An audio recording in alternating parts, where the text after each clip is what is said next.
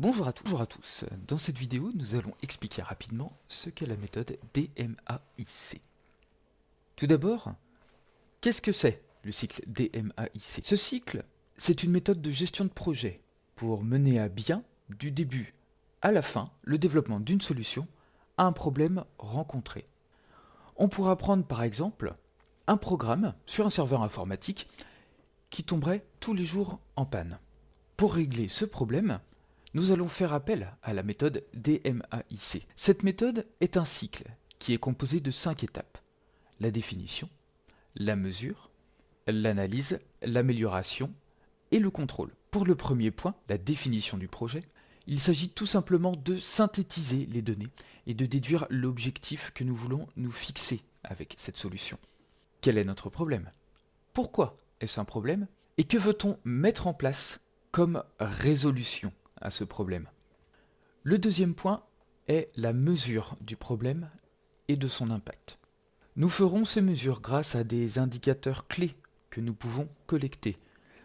Dans notre exemple, on pourra prendre le temps de prise en charge de l'incident, le temps pris pour remettre en route le programme informatique, l'argent perdu à cause de l'indisponibilité de ce service, etc., etc.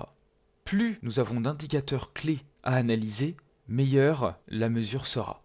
Ensuite vient l'analyse. Cette étape est une étape cruciale à ne surtout pas négliger. Il s'agit d'analyser les causes du problème.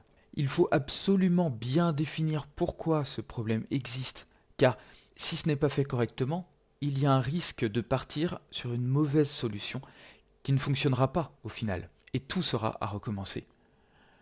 Quand l'analyse des causes du problème est faite, il faudra imaginer le plus de solutions possibles au problème.